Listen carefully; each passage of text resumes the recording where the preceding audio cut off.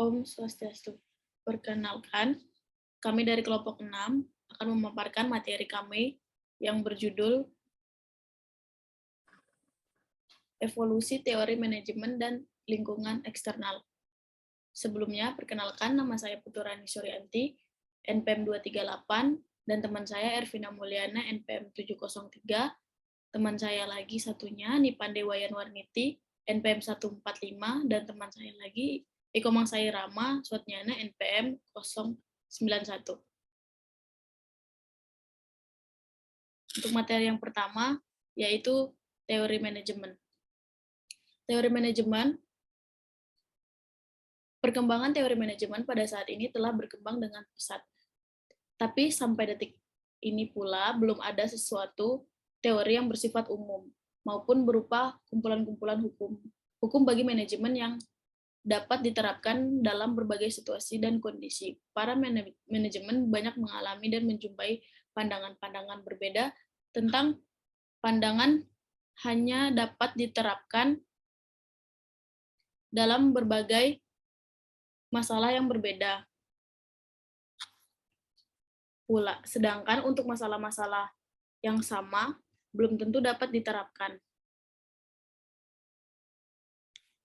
Baik, akan dilanjutkan oleh teman saya. Baik, terima kasih atas waktunya. Perkenalkan, nama saya Nipande Wayan Warniti, NPM 145. Di sini saya akan melanjutkan presentasi teori pemikiran manajemen. Yang pertama ada teori manajemen klasik, yang kedua ada teori manajemen ilmiah, tiga teori organisasi klasik, teori hubungan manusiawi atau neoklasik, dan teori hubungan modern atau ilmu pengetahuan. Yang terakhir ada teori aliran kuantitatif atau riset operasi dan manajemen sains. Selanjutnya ada manajemen dan lingkungan eksternal. Next run.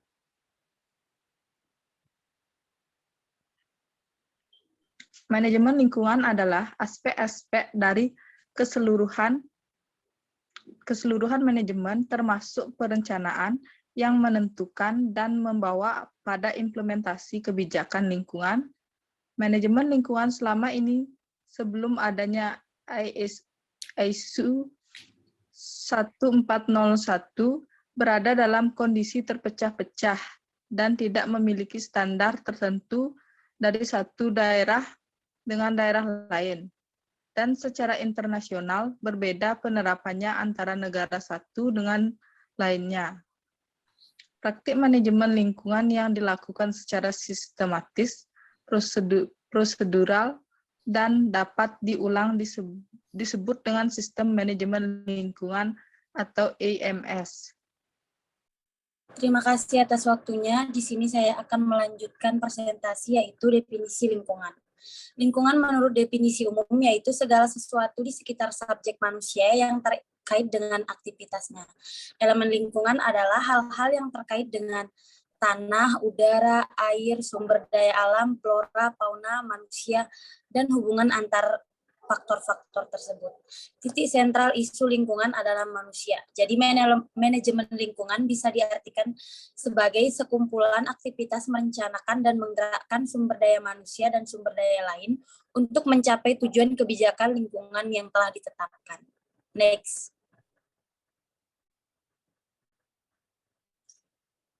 Ada dua macam faktor lingkungan, yaitu faktor lingkungan internal, yaitu lingkungan yang ada di dalam usahanya saja. Yang kedua yaitu faktor lingkungan eksternal, yaitu unsur-unsur yang berada di luar organisasi, di mana unsur-unsur ini tidak dapat dikendalikan dan diketahui terlebih dahulu oleh manajer.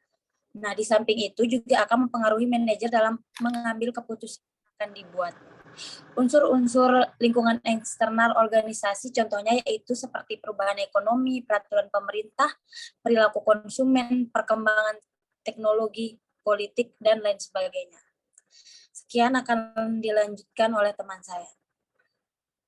Baik, terima kasih atas waktunya. Di sini saya akan melanjutkan presentasi. Selanjutnya ada tanggung jawab sosial manajer atau perusahaan. Tanggung jawab sosial perusahaan atau Corporate Social Responsibility atau disingkat sebagai CSR adalah suatu konsep bahwa organisasi, khususnya nama bukan hanya perusahaan, dalam memiliki suatu tanggung jawab terhadap konsumen, karyawan, pemegang saham, komunitas, dan lingkungan dalam segala aspek operasional perusahaan.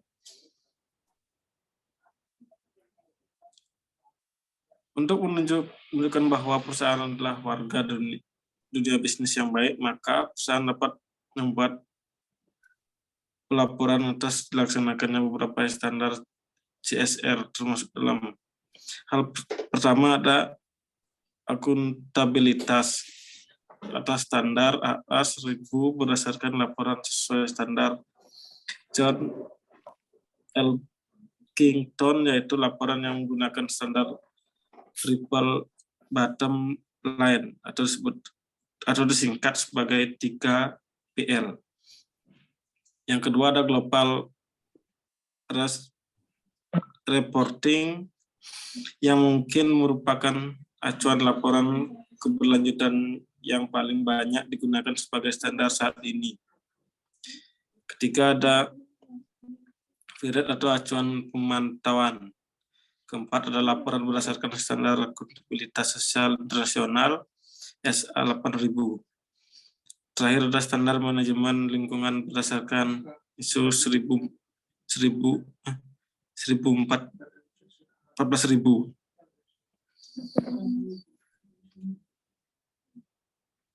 Selanjutnya itu adalah kesimpulan. Dari kesimpulan tersebut saya dapat simpulkan sebagai manajemen lingkungan adalah aspek-aspek dari keseluruhan manajemen atau termasuk perencanaan yang menentukan dan membawa pada implementasi kebijakan lingkungan. Lingkungan menurut definisi umum yaitu segala sesuatu di sekitar subjek manusia yang terkait dengan aktivitasnya. Elemen lingkungan adalah hal-hal yang terkait dengan tanah, udara, air, sumber daya alam, flora, fauna, manusia, dan hubungan antar faktor-faktor tersebut. Terakhir ada saran. Jadi demikian makalah yang kami dapat selesaikan. Kami berharap agar makalah yang kami susun ini menjadi bermanfaat bagi penulis maupun para pembaca dan dapat menambah wawasan terkait materi evolusi, teori manajemen, dan lingkungan eksternal. Namun dalam penyusunan ini kami sadar terdapat beberapa kekurangan karena kami pun masih dalam tahap belajar dan menyusun. Maka dari itu kami membutuhkan kritik dan saran yang konstruktif dari para pembaca. Sekian presentasi dari saya. Sekian dari presentasi kami. Maaf jika ada salah kata. Kami ucapkan terima kasih. Om Santi Santi Santi Om.